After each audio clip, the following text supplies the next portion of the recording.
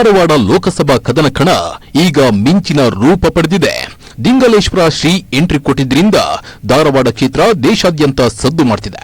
ಯಾಕಂದ್ರೆ ಧಾರವಾಡದಲ್ಲಿ ಬಿಜೆಪಿಯಿಂದ ಸ್ಪರ್ಧಿಸಿರೋರು ಕೇಂದ್ರ ಸಚಿವ ಪ್ರಹ್ಲಾದ್ ಜೋಶಿ. ಹೌದು, ಈಗಾಗಲೇ ಪ್ರಹ್ಲಾದ್ ಜೋಶಿ ಬಿಜೆಪಿಯಿಂದ 5ನೇ ಬಾರಿಗೆ ಅದೃಷ್ಟ ಪರೀಕ್ಷೆಗೆ ಇಳಿದಿದ್ದಾರೆ. ಈ ಬಾರಿಯೂ ಗೆಲುವಿನ ಬಾವುಟ ಹಾರಿಸುತ್ತೇನೆ ಅನ್ನೋ ಜೋಶ್ನಲ್ಲಿರುವ ಜೋಶಿಗೆ ದಿಂಗಲೇಶ್ವರ ಶ್ರೀ ಅಡ್ಡಿಯಾಗಿದ್ದು ಅಧಿಕೃತವಾಗಿ ಅಖಾಡಕ್ಕೆ ಎಂಟ್ರಿ ಕೊಟ್ಟಿದ್ದಾರೆ.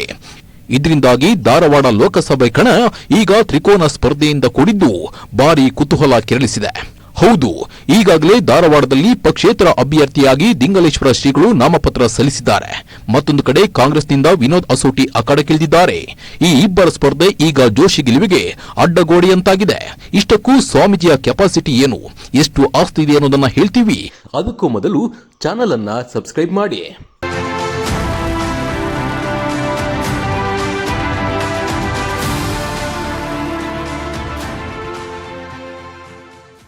ಶಿರಹಟ್ಟಿಯ ಫಕೀರೇಶ್ವರ ಮಠದ ದಿಂಗಲೇಶ್ವರ ಸ್ವಾಮೀಜಿ ಧಾರವಾಡ ಲೋಕಸಭಾ ಕ್ಷೇತ್ರದಿಂದ ಪಕ್ಷೇತರ ಅಭ್ಯರ್ಥಿಯಾಗಿ ಸ್ಪರ್ಧಿಸಿದ್ದಾರೆ. ಈಗಾಗಲೇ ನಾಮಪತ್ರ ಸಲ್ಲಿಸಿದ್ದು 9.74 ಕೋಟಿ ರು ಮೌಲ್ಯದ ಆಸ್ತಿಯನ್ನ ಘೋಷಣೆ ಮಾಡಿಕೊಂಡಿದ್ದಾರೆ. ಇದರಲ್ಲಿ 1.22 ಕೋಟಿ ರು ಚರಾಸ್ತಿಯಾದರೆ 8.52 ಕೋಟಿ ಸ್ಥಿರಾಸ್ತಿಯನ್ನ ಘೋಷಿಸಿದ್ದಾರೆ. ವಿವಿಧ ಕಡೆ 39.68 ಲಕ್ಷ ರೂಪಾಯಿ ಸಾಲವನ್ನ ದಿಂಗಲೇಶ್ವರ ಸ್ವಾಮೀಜಿ ಹೊಂದಿದ್ದು 3 ಪ್ರಕರಣಗಳು ಸ್ವಾಮೀಜಿಯ ಮೇಲಿವೆ. ನಾಮಪತ್ರ ಅಫಿಡವಿಟ್ನಲ್ಲಿ ಸಲ್ಲಿಸಿರುವಂತೆ ದಿಂಗಲೇಶ್ವರ ಸ್ವಾಮೀಜಿಯ ಕೈಯಲ್ಲಿ ಸದ್ಯ 1,25,000 ರೂಪಾಯಿ ನಗದು ಇದೆ. ವಿವಿಧ ಬ್ಯಾಂಕ್ ಖಾತೆಗಳಲ್ಲಿ 11 ಲಕ್ಷಕ್ಕೂ ಅಧಿಕ ಹಣ ಇದೆ.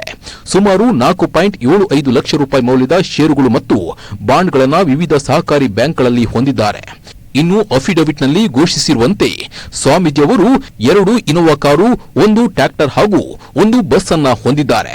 ಜೊತೆಗೆ 4.35 ಲಕ್ಷ ರೂಪಾಯಿ ಮೌಲ್ಯದ 7 ಕೆಜಿ 820 ಗ್ರಾಂ ಬೆಳ್ಳಿ ಹೊಂದಿದ್ದು 1.17 ಲಕ್ಷ ರೂಪಾಯಿ ಮೌಲ್ಯದ 18.9 ಗ್ರಾಂ ಚಿನ್ನವನ್ನ ಹೊಂದಿದ್ದಾರೆ. ಈ ಮೂಲಕ ಒಟ್ಟು 1.22 ಕೋಟಿ ರೂಪಾಯಿ ಚರಾಸ್ತಿಯನ್ನ ದಿಂಗಲೇಶ್ವರ ಸ್ವಾಮೀಜಿ ಘೋಷಣೆ ಮಾಡಿಕೊಂಡಿದ್ದಾರೆ. ಸ್ಥಿರಾಸ್ತಿಯನ್ನ ಗಮನಿಸಿದರೆ 23 ಎಕರೆ 17 ಗುಂಟೆ ಕೃಷಿ ಭೂಮಿಯನ್ನ ಹೊಂದಿದ್ದು 19 ಕಡೆ ಕೃಷಿಯೇತರ ಭೂಮಿ ಹೊಂದಿದ್ದಾರೆ. ಜೊತೆಗೆ ಶಾಲಾ ಕಟ್ಟಡ ಕೂಡ ಇದ್ದು ಒಟ್ಟು 8.52 ಕೋಟಿ ರೂಪಾಯಿ ಮೌಲ್ಯದ ಸ್ಥಿರಾಸ್ತಿಯನ್ನ ಹೊಂದಿದ್ದಾರೆ. ಇನ್ನು ದಿಂಗಲೇಶ್ವರ ಸ್ವಾಮೀಜಿ 39.68 ಲಕ್ಷ ರೂಪಾಯಿ ಸಾಲವನ್ನ ಹೊಂದಿದ್ದಾರೆ. ಅದರ ಜೊತೆಗೆ ಲಕ್ಷ್ಮೇಶ್ವರ ಪೊಲೀಸ್ ಠಾಣೆಯಲ್ಲಿ ದಿಂಗಲೇಶ್ವರ ಸ್ವಾಮೀಜಿ ವಿರುದ್ಧ 3 ಕ್ರಿಮಿನಲ್ ಪ್ರಕರಣಗಳು ದಾಖಲಾಗಿದ್ದು 3 ಕಡೆ ಜಾತಿ ನಿಂದನೆ ಹಾಗೂ ಹಲ್ಲೆ ನಡೆಸಿರುವುದಕ್ಕೆ ಸಂಬಂಧಿಸಿದೆ. ದಿಂಗಲೇಶ್ವರ ಸ್ವಾಮೀಜಿ ತಮ್ಮ ಅಫಿಡವಿಟ್ನಲ್ಲಿ ತಾವು ಎಸ್ಎಸ್ಎಲ್ಸಿ ಫೇಲ್ ಆಗಿರುವುದನ್ನು ಘೋಷಣೆ ಮಾಡಿಕೊಂಡಿದ್ದಾರೆ.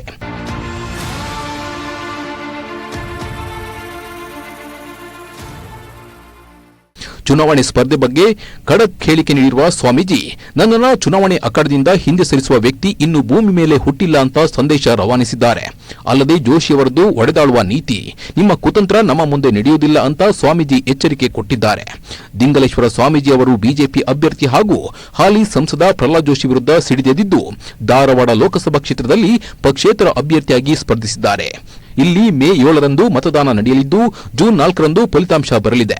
ಧಾರವಾಡ ಲೋಕಸಭಾ ಕ್ಷೇತ್ರದಲ್ಲಿ ಕಾಂಗ್ರೆಸ್ ಕುರುಬ ಸಮುದಾಯದ ವಿನೋದ್ ಅಸೋಟಿ ಅವರಿಗೆ ಟಿಕೆಟ್ ನೀಡಿದ್ದು ತ್ರಿಕೋನ ಸ್ಪರ್ಧೆ ಏರ್ಪಟ್ಟಿದೆ. ಫಕೀರ ದಿಂಗಲೇಶ್ವರ ಸ್ವಾಮೀಜಿ ಹುಬ್ಬಳ್ಳಿ, ಧಾರವಾಡ, ಗದಗ ಮತ್ತು ಹಾವೇರಿ ಜಿಲ್ಲೆಗಳಲ್ಲಿ ಸಾಕಷ್ಟು ಭಕ್ತರನ್ನ ಹೊಂದಿದ್ದಾರೆ. ಧಾರವಾಡ ಲೋಕಸಭಾ ಕ್ಷೇತ್ರದಲ್ಲಿ 6.5 ರಿಂದ 7 ಲಕ್ಷ ಲಿಂಗಾಯತರು ಇದ್ದಾರೆ. ಲಿಂಗಾಯತ ಮತಗಳೇ ನಿರ್ಣಾಯಕವಾಗಿರುವ ಈ ಕ್ಷೇತ್ರದಲ್ಲಿ ಕಳೆದ 4 ಲೋಕಸಭಾ ಚುನಾವಣೆಯಲ್ಲಿ ಬ್ರಾಹ್ಮಣ ಸಮುದಾಯದ ಪ್ರಹ್ಲಾದ್ ಜೋಶಿ ಅವರು ಸ್ಪರ್ಧಿಸಿದ್ದು ಪ್ರಚಂಡ ಬಹುಮತದಿಂದ ಗೆದ್ದಿದ್ದಾರೆ. ಕಳೆದ 2 ಚುನಾವಣೆಗಳಲ್ಲಿ ಇವರ ಪ್ರತಿಸ್ಪರ್ಧಿಯಾಗಿ ಲಿಂಗಾಯತ ಸಮುದಾಯದ ಮುಖಂಡ ವಿನಯ್ ಕುಲಕರ್ಣಿ ಸ್ಪರ್ಧಿಸಿದ್ರೂ ಕೂಡ ಗೆಲುವು ಸಾಧ್ಯವಾಗಲಿಲ್ಲ.